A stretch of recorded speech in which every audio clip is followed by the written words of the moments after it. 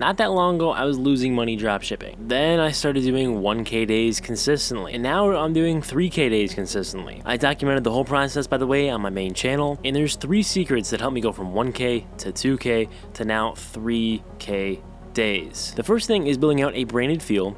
And I don't mean just on the store. There's a lot that goes into this. So for example, I just want to take a quick peek at a couple of different stores that brand really well. One of them is Rhode. This is Rhode Skin by Hailey Bieber. And you're going to notice they have a very grayscale color theme here.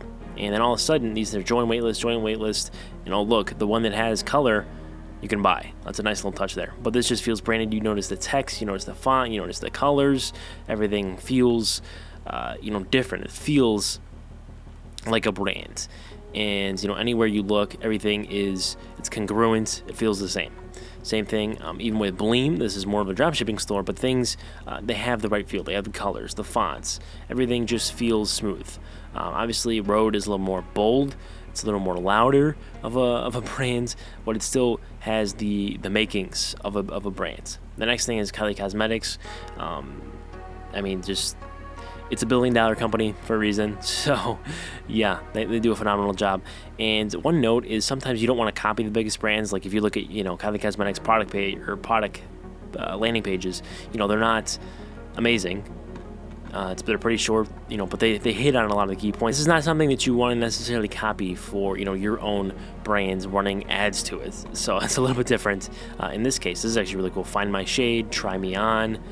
That's actually really sick. But you'll notice how everything there's a feel to it. And that's something that I really want to hammer home is the feel. And so this doesn't just apply to the store, but even your ads and your checkout pages, anything like that. So it's the details, the fonts, their congruence, like you have that font, whatever font it may be. It could be something bold, it could be something maybe more cursive, it could be something more Times New Roman, whatever it is, it stays congruent. You can even use that same font in your ads, in your Instagram posts, anything like that. How can you use something very simple but use it to your advantage? You'll notice any of the big brands, that's what they do. Colors, all right, you're gonna use your main colors in throughout the entire process. There's actually a couple stores that did reviews for this past week for a couple people in my community, and they forgot to change the color in their checkout page to their main color for their store,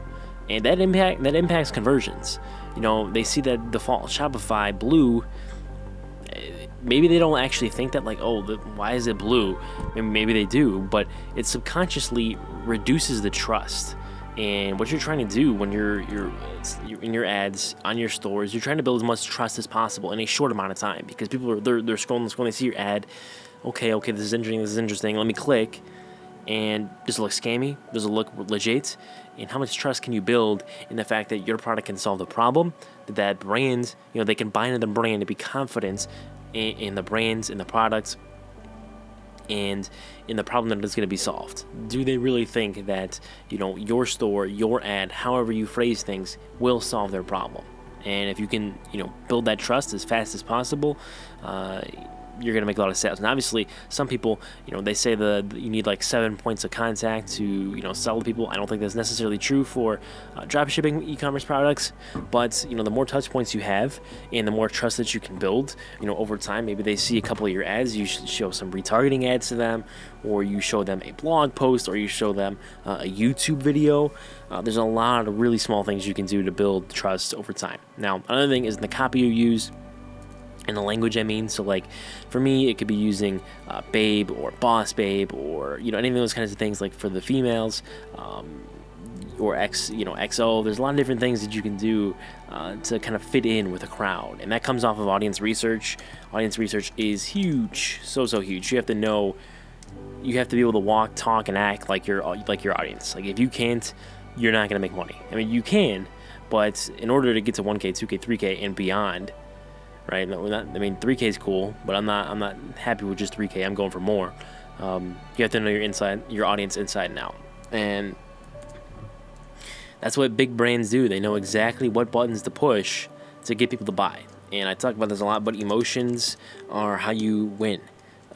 People make decisions, buying decisions emotionally, back it up by logic. So when you create this trust, you're creating logic in their minds. right? You can get them to buy emotionally through a lot of different things. You can make all the all the trust. You can have all these claims. You can be like, oh, I need this, my problem solved. There's all these different things that you can push to get their emotions triggered, but how do they back it up with logic? And as long as your logic makes sense, they're gonna buy. So that's the first thing. That's super huge. The next thing is going to be AOV/upsells. If you made it this far in the video, I think you'd be a great fit for my community, Ecom Syndicates. I have one-on-one Loom coaching. There's videos in there, there's templates, there's resources, there's that paid theme that I mentioned that you didn't hear from me. If you feel like you're stuck drop shipping, you kind of just want to get off the ground, or if you're looking to start a store, or you're looking to scale a store a little bit, then I think you'd be a great fit to join. The way this Loom coaching works is you just shoot me a message, have any questions, and I'll do my best to get back to you and send a Loom. And I'm going to continually add to this. It's just kind of a growing entity over time. I'm going to continue to add more videos, continue to add more stuff as I learn. If you're interested in joining that, there is a link in the description or in the pinned comments. And speaking of which, if you haven't started your Shopify store yet, but you're looking to start, get Shopify for $1 for 3 months. Literally 3 months for basically free. Normally it's $39, but instead you're gonna pay $1. There's also a link for that in the description and the pinned comments. Now back to the video. And this is something super huge that a lot of people don't necessarily do when they start branding drop shipping, or when they're just starting drop shipping in general. So I'm gonna give you guys an example. Let's say you have 50, 10, and then you also have 60 and 11.50. So what these numbers mean is, let's just say your sale price is $50, your cost is 10. Here, your average order value, you have an upsell for $10, bumps up your AOV to 60. Let's just say, assuming it was a 100% take rate, it'll probably end up being more like a 57 or 56 AOV, and then this also depends on how you do your shipping. You can do shipping for like $3. If let's just say you have free shipping on orders over 60, you can do a $10 upsell to bring them right to 60. That way, instead of 53 being your AOV gets a lot closer to 60, and maybe it ends up at 57, maybe it ends up at 58, but you're way closer to 60, and you're making extra money without really doing a whole lot, because your extra cost here is like 150. So let's talk about this before, but your gross margin needs to be 75% plus. So 50 and 10, that's pretty solid, because that is an 80% margin. If you do, how you calculate this, by the way, 50 minus 10 divided by 50, you see you have an 80% gross margin. Okay, so that is your average order value, or your price divided by your cost. And this is not, accounting for fees or anything like that, or you can even say your product cost is 8, fees are 2. Let's just say that. So now we take into account this 60 minus 1150 divided by 60. You only end up at 81%. You only end up at 81% versus 80, but here's why this is so huge. If we take a look at the ad spend difference, right? So 50 minus 10 is obviously 40. So you have $40 to be your absolute max break-even price when you're spending on money on ads. Ideally, your target CPA would be around like $20, but you have up to $40 to spend, and that's cool. But if your AOV is 60 minus 1150, now you can go all the way up to $48.50 absolute max break even, and that allows you to acquire more customers, get more sales later on. Especially if you're running a subscription brand, that really helps. Or if you have a product that people can come back to and buy, that's going to work out really well for you. So adding an extra $8 of ad spend is so big, because now you can spend more than your competitors, and you're going to be doing things really well. So doing this off the jump is huge. Some people don't do this, but I always like to have at least one upsell minimum. The way I like to do drop shipping, and the way that worked for me, maybe it doesn't work for you that way, but for me, I built a brand. So hence branded drop shipping. Like I'm not trying to just hop from product to product to product to product to product. I'm going to sit down, find one really good product, and that has all the good fundamentals, that has a good margin, all that stuff, and then I'm going to build a brand off of it.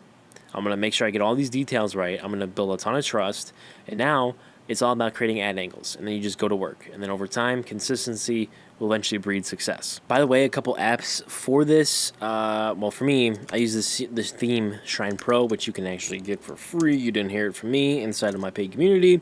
There's also Upcart. There's also Monster Cart, I believe. I've used Upcart.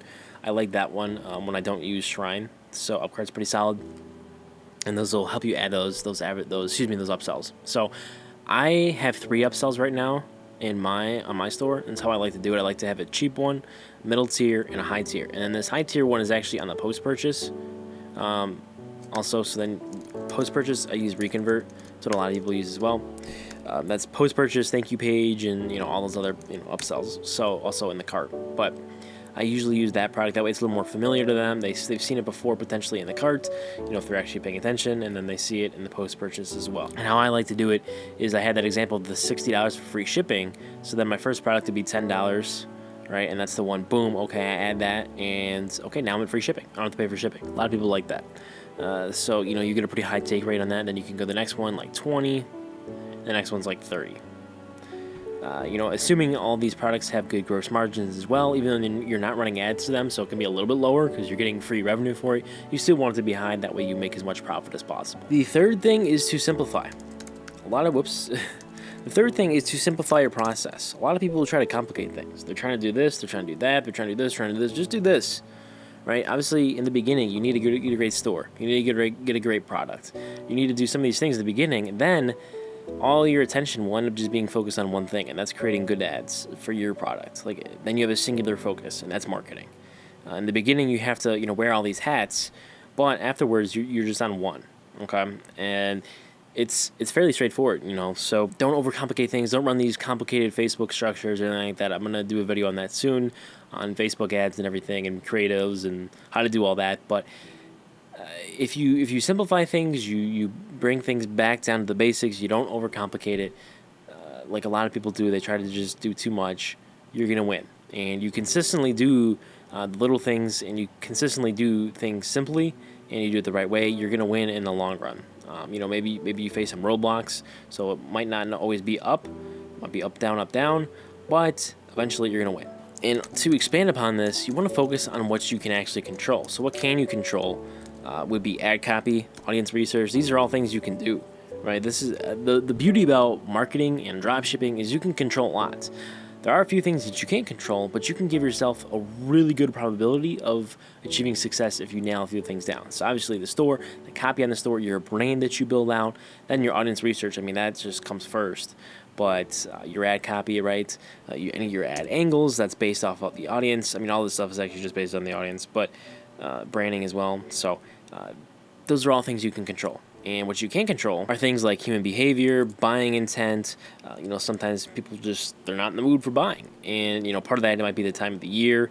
If it's Q4, they're going to buy more. If it's, Q1, not so much. So it just depends. The next thing is how exactly people perceive you and your brand. Think about any sort of video on YouTube. Not 100% of people are going to like a video. Mr. Beast, he's super famous. Most of about half the world or whatever watches him, right? But not everybody likes Mr. Beast, and even the same with sports players. There's like Michael Jordan. Right now, my favorite player, SGA. A lot of people hate him. A lot of people think he flops, but you can't deny that he's great. Some people will, but especially Michael Jordan being the greatest player of all time, not everybody is gonna like you or what you have to offer. And obviously, building a brand, you're doing all this other stuff that can negate that, and you can do as much as possible to control any sort of negative connotation to your brands. You can do that by having a great product people get great results from, but not 100% of the people are going to be satisfied. If they aren't, if somebody buys a product, they just don't like it, whatever, you can just give them a refund, and you want to make sure the customer is happy at the end of the day. If they're spreading bad mouthing your brands, it's not the end of the world for you. People think they have so much control just by bad mouthing because it's social media and everything. Obviously, one person saying that doesn't matter. If you get a lot of people saying that, it's going to start to add up and hurt. So, you try to create a great perception by doing all the right little things. And then naturally, you'll get good results over time. This isn't something that, is seen immediately. But if you put equity into your brand off doing some of the little things right, it'll pay you back in the end. The next thing is shipping errors. I just had to throw this in there because this is something that I've had to deal with. Products not being delivered correctly, stuff getting stuck in customs. Sometimes, who knows? things just go wrong. So sometimes you can't control that stuff, especially because, when you're drop shipping, you never see the product. So things just You have no idea, et cetera, et cetera. There are some other things, but the majority of stuff you can control and you can get better in. Branded dropshipping, I think, it's honestly skill based. Like it might sound crazy, but I was not skilled enough years ago. It's skill based, and that's skilled based, whatever. But I really truly think it is. And if you can level up your skills, you're gonna make more money. So these 3 things will give you an unfair advantage dropshipping. And if you implement these 3 things, you continue to grow your skills, you get better over time, you're gonna win dropshipping. You're gonna start doing 1K days. You're gonna start doing 2K days. You're gonna start doing 3K days. You'll probably pass me up and end up doing 10K days. You never know. There's a lot that goes into building an e-commerce business, but if you nail down some of the details, some of those little things, you can go a very long way. If you did enjoy, and if you got a lot of value out of this, make sure you drop a like, subscribe. With that said, I'll catch you all in the next one. Peace.